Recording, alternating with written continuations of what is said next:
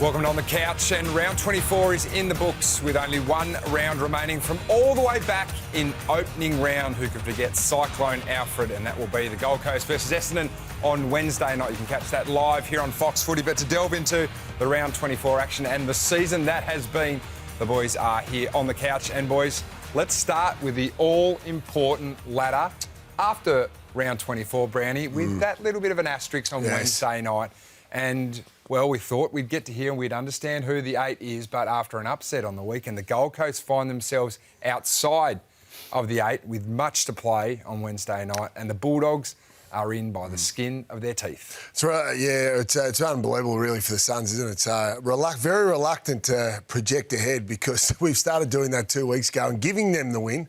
Who knows what's going to happen now Wednesday night? Now we know they're hot favourites, but they've missed a chance for the top 4. Now they've got to get it done.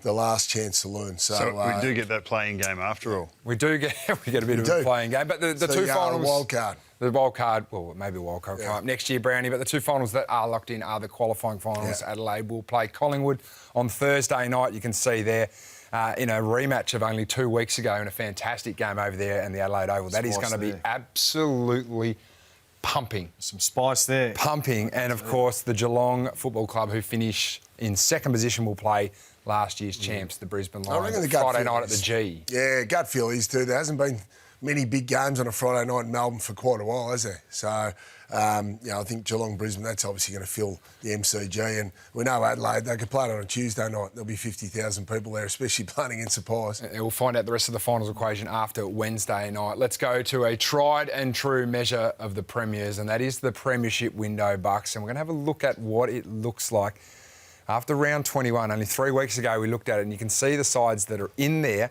The Bulldogs, of course, just on the line, but certainly 4 contenders there. We can see that differentiation between top 9, bottom 9. That turned up really quickly, and then that's where we've ended. The Pies and the Hawks above the line, but outside the window. Those 4 clubs that are in, and the Brisbane Lions are just snuck in there. 6th in defence, 6th in offence. Gold Coast. And surprise you? Yeah. Does that surprise you? Well, it sort of says to me they've had a couple, or more than a couple of games this year where they've scored heavily. I think the Richmond game, Richmond only scored 2 or 3 goals, so that is obviously big offensive and low defensive game. Those 2 sides in Hawthorn and Collingwood have just dropped off offensively. Still remain strong and really stingy on defence, but their offence have just dropped off. You're a proud Queenslander, Brownie. You've got 50-50 chance of winning it now, according to the Premiership window. Oh, the Suns and the Lions both being in there. Well, the Suns have beaten Bulldogs, Collingwood, Brisbane, Hawthorn and Adelaide. So their form against the top teams, we'll get to the top 9 later soon, but it's been pretty strong. But, yeah, they've let themselves down. So I think behind closed doors, Dimmer would be pretty disappointed with the last couple of weeks. Yeah, one side that has let themselves down and let themselves down dramatically on Sunday yesterday was the Bulldogs. They were in the Premiership window in round 21. They fall out of the Premiership window.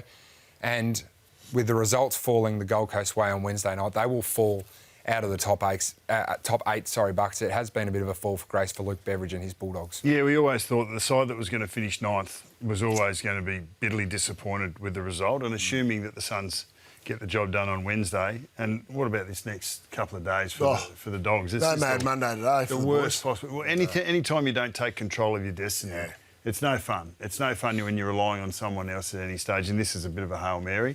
Essendon have been decimated, and we expect the Suns to get up. But they had their opportunities. They had their chances, and their best players played really well.